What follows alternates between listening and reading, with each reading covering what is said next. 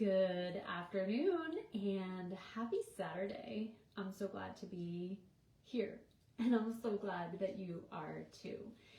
So I wanted to talk, happy Thanksgiving by the way. And I'm Sarah, for those of you who maybe don't know me as well. And I help people get liberated from the stories that they've been telling themselves for years that are keeping them stuck and unable to be themselves and to do the things that they most truly want to be doing in their lives. So happy to be here with you on this fine Saturday morning. I am in Asheville, North Carolina right now, and it is beautiful outside. It's supposed to be a high of 60 today, which is absolutely gorgeous and sunny. So today I want to talk about the greatest lie ever told. I love this title. It came to me while I was reading over the last several days. I spend my early morning hours reading, quiet time, and just the opportunity to check in with myself and sort out any thoughts and struggles that I might be having, any fears or anxieties that have creeped in, and also just intend for the day, really put my best effort into how I want the day to go and what I'm creating in my life right now. And so this came to me as I've been so studying and engrossed in identity and really meditating on this thing that I think of as identity. The greatest lie ever told is being told that you are someone other than who you are. Wow. Let that really sink in. The greatest lie ever told is being told that you are someone other than who you are. So what does this mean? Exactly. What is it I'm getting at here? It's this idea that this communication that we've all received, regardless of how old you are, we've all had some communication in our direction that has communicated who we are supposed to be, who we are meant to be, who we should be, right? And the thing about it is when that's being communicated to you, it's always coming from, well, I won't say always, most of the time, this is communication that happens outside of yourself. Right? And so even if it's happening in your own mind, oftentimes when we hear ourselves saying you should do this or you have to do this or this is the right thing to do, it is because someone else has given us that idea. Someone else has introduced that belief, that expectation, and we've latched onto it. And, now it's inside of our heads. I think about it like it's now living inside of you, right? So it's the ways in which we understand who we are supposed to be. And so that gets communicated to us in early childhood, right from the get-go, usually by our parents who are most of the time, we'll say, well-intended and desiring to be great parents, right? And then we go off to school and it gets communicated to us by our teachers, by our friends' parents, by coaches.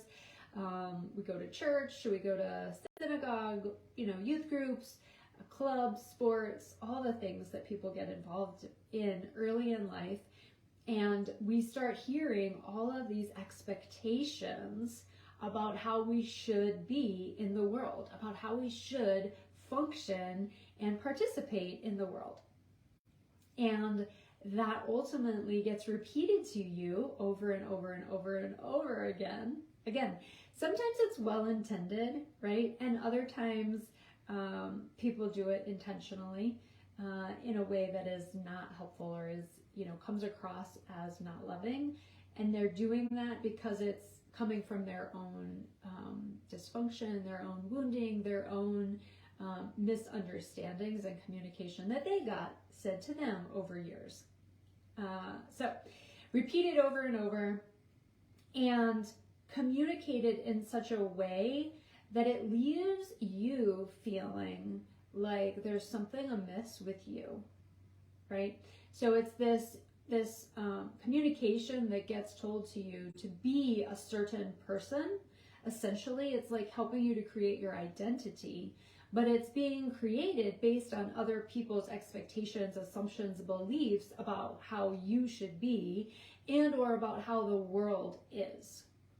And so we take this on over and over and over and over, right?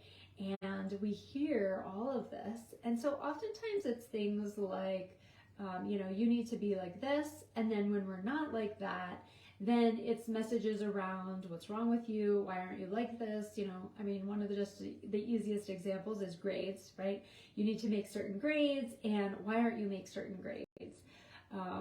Or you need to behave a certain way at home, where there's expected, I know one traditional belief about children that I personally did not experience, but I know a lot of people have, is that kids are to be seen and not heard, right? And so when you get told that kind of a belief and you grow up over the years and that's repeated and reinstated over and over again inside of you, you grow up as an adult and you still have that pattern running inside of you, this belief that you should be seen but not heard, right? And so then that plays out in your adult life. And that's just one simple example.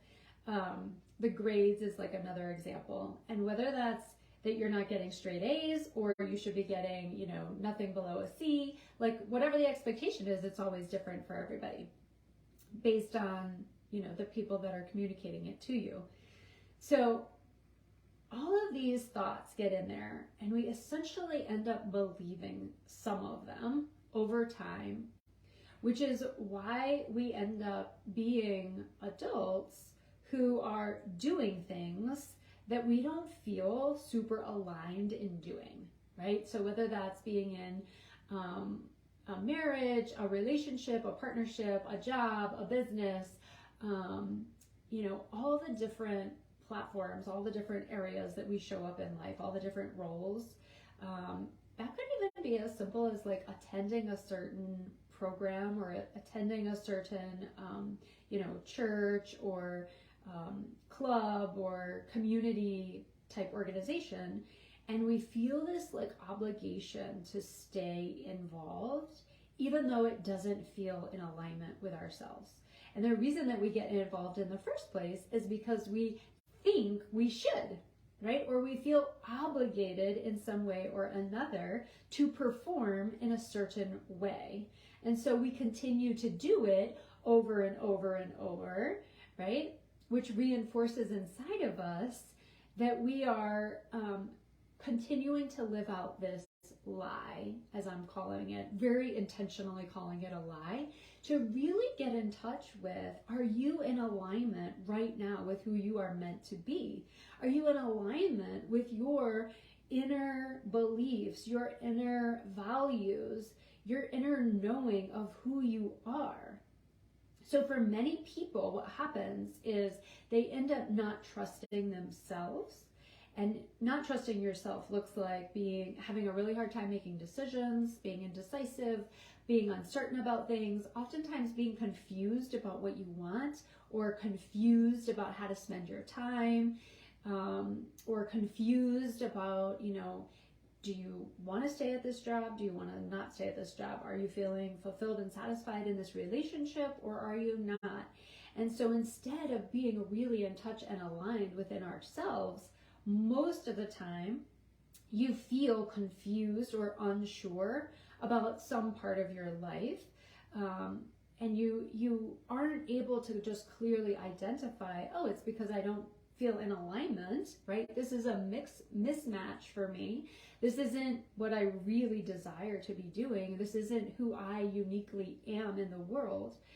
But we don't understand that. You don't recognize that that is what's going on because you've been trained and conditioned to believe that you are to be someone other than who you feel you are or who you know you are, right? And so we hear all kinds of stories from people I'm sure you've heard your own various stories. I've heard hundreds, being a therapist for 20 years and now as a life coach. I hear all kinds of stories from people, whether it's just people I meet, with one interaction, all the way up to the people that I get to work with on a regular basis. All kinds of stories about, oh, I really thought I had to do this, or I really thought I had to stay in this, or I always knew that wasn't who I really was, but I didn't feel like I could take off that mask, or I didn't feel like I could stop playing that role. I didn't know how to stop doing it that way, right? And so I just went along with what I thought I should be doing because I just didn't know how to do it differently, or I didn't believe that I could. So again, big picture, this is something that happens slowly, steadily over time. And most of the time, 99% of the time, it happens before you're like 12 years old. Some people say 7, in the therapy world, there were various ages where you would say like anything that happened to you before 12 basically defines who you are now. And it's not to say that you still act like, a 12-year-old, or that you're still, believing the things of a 12-year-old. No. It's to say that that conditioning and that programming that started to get instilled in you at such an early age, we're like sponges at that age, right? I mean, I'm still pretty easily influenced.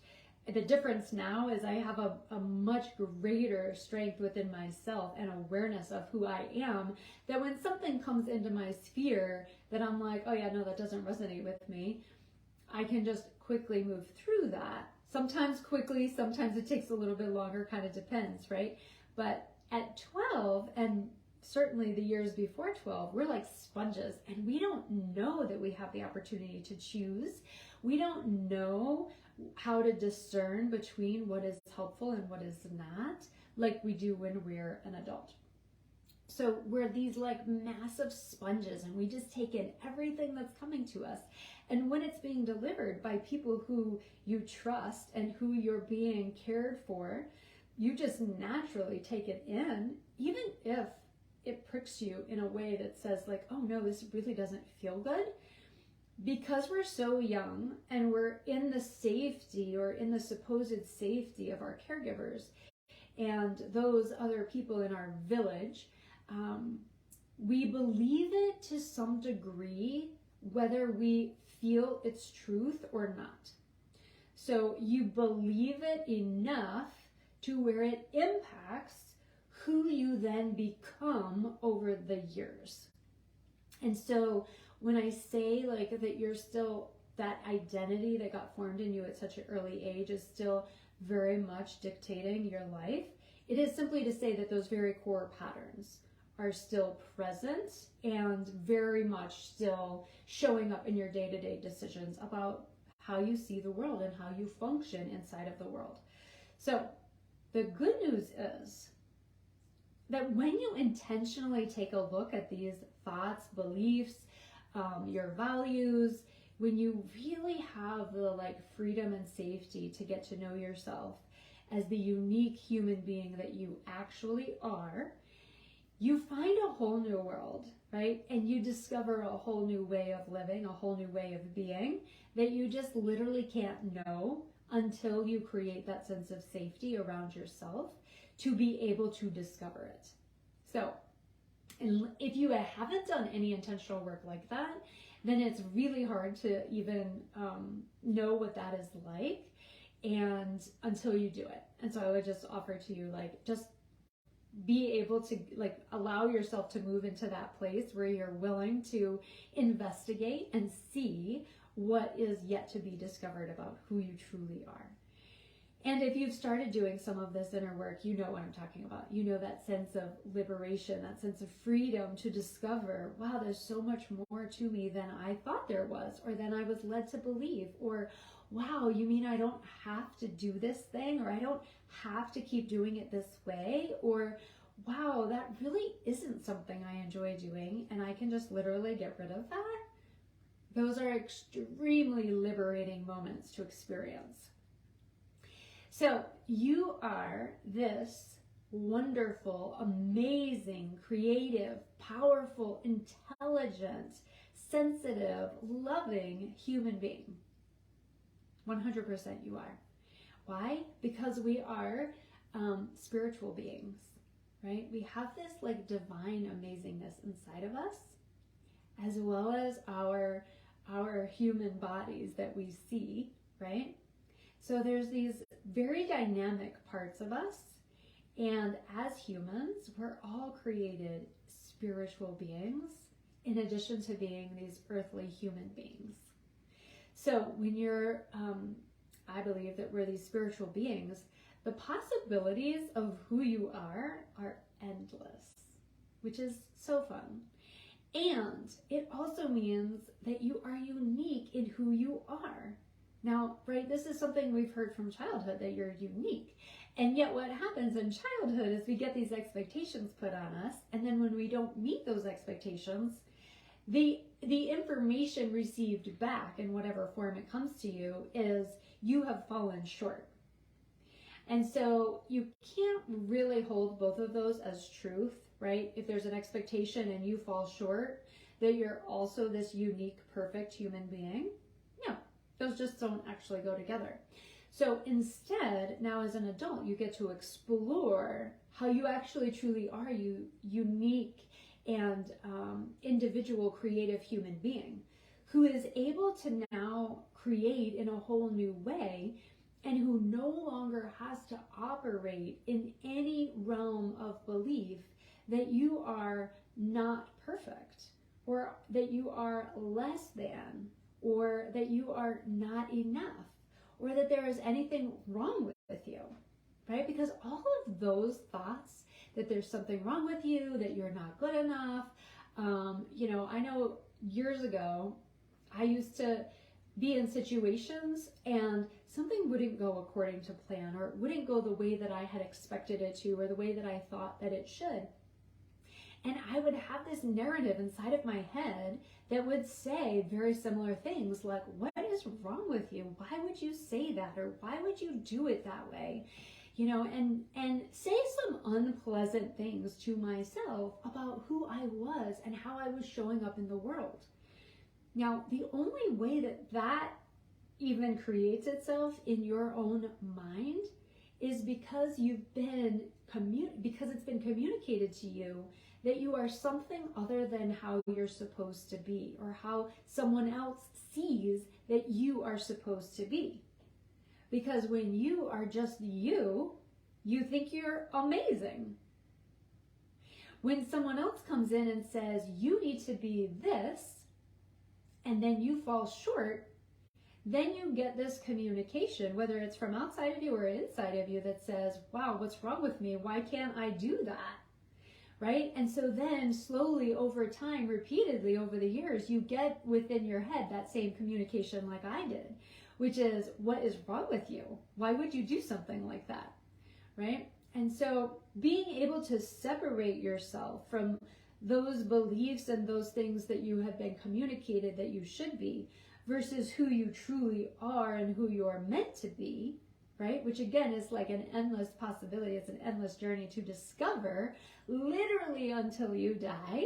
No matter how old you are, there is always more to discover about you. You don't really get the full benefit of exploring and enjoying who you really are until you're able to separate that from the past and the expectations that have been put on you and the narrative that you've now created inside of your own mind. And so doing that internal work is literally the most rewarding and the most beneficial for you as a human. And it affects the way you show up in your business, the way you show up in making money, the way you show up in love, the way you show up in your parenting, the way you show up just day to day, right? Literally driving on the road and engaging with the cashier clerk at the grocery store. So all of those things get affected. And when you free yourself from those stories, those narratives, you no longer have that crazy talk going on inside of your own mind. Which is, again, the most liberating experience, to not have that kind of dialogue going inside. The other significant way it shows up is people oftentimes tell me they feel numb or they feel bored at life, like painfully bored in life, or they feel robotic, like they're just going through the motions. And so all of those, again, are signs of you being someone other than who you actually are. You're taking on expectations, beliefs, thoughts, actions that are really not in alignment with who you truly are. And so sometimes that means stripping away beliefs that you have held dearly to for 30 years. I know in the last 5 years for myself, I have stripped off beliefs that I have held on to for my entire life, that I didn't even know was like possible to not be in alignment with. And shedding those has created this whole new level of freedom within myself and how I show up in the world. It's the reason I'm able to have this like super hot, fun pink hair, right? Because the old versions of me wouldn't allow that kind of freedom, that kind of self-expression, because I didn't believe it was appropriate. So again, it's not at all about having pink hair. Please don't go out and dye your hair pink if that is not what your heart truly desires to do. But if there are things, which I'm sure, right, there are things that you wish you could do or you still desire to do, and the only reason that you aren't yet doing them is because there's a part of you that won't let you do them, right? And so that's that old identity, those shoulds, woulds, coulds that are still there within your mind.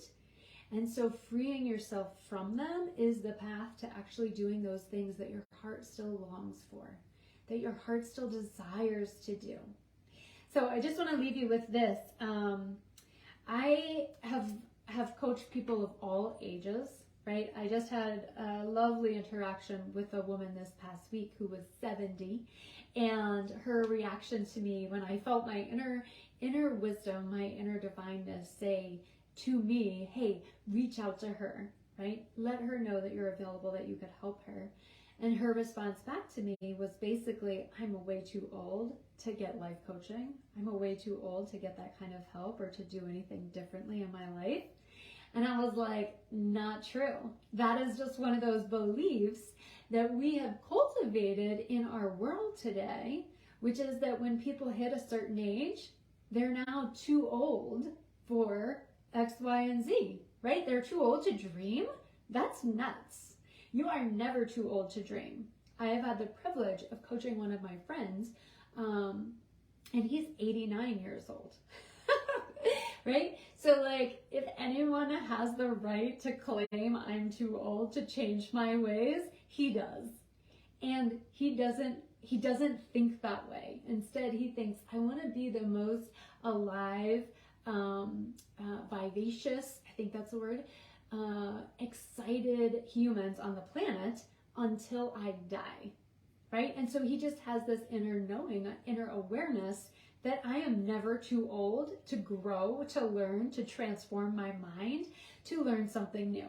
And so he was able to open up himself to me and learn a whole bunch of new things that he had not yet been exposed to.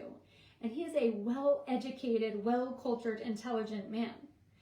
So I just want to leave that knowing with you because it was my experience from this week. So I know that someone needs to hear that.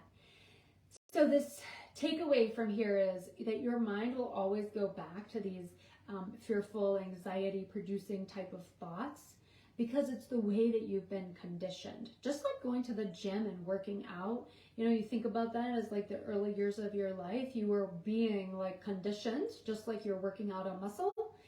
And so your mind will always go back to that until you intentionally liberate yourself from those stories, from those thoughts, and you then recondition or condition yourself anew, right? In some traditions you hear the renewing of your mind to literally operate as a new person. So that is available for you. And I leave that notion there. I'll leave that as my ending parting with you is you have the ability to renew your mind in a completely different way that allows you to feel deeply in alignment with who you truly are as the unique, God-given, created person that you are. If you would like to do this kind of a work with a mentor, with someone who will walk alongside of you on this path, on this journey, which absolutely has its ups and downs and rocky roads, as I like to tell my clients, right? I'm like the guide when you're going on this big adventure, right? And you know you're going to be engaging in some rough terrain and some unknown and uncharted territories. I'm like the guide that comes along with you and helps you be able to navigate through the journey. So for those of you that know that you want that help, that you need that help, that you're excited to have someone with you on the journey, I will drop the link here to be able to book a call. You can always just hop over and send me a message and reach out and say, hey, I realize I need a guide. This is super helpful. Thank you so much. You're helping me to understand I don't have to be this way. I can be me. I can figure out what the heck that even means, right? And I can see how doing that could change the entire way that I show up in the world. I'm here to help you. It is the thing I love doing. It is the thing I am gifted to do. And like I say at the beginning of every video, I'm so glad to be here. And I'm so glad that you are too. All right, you guys, as always, thanks for joining me. Thanks for being on the ride with me. And from now to when I see you next, go do that thing you most want to be doing. And I'll see you soon.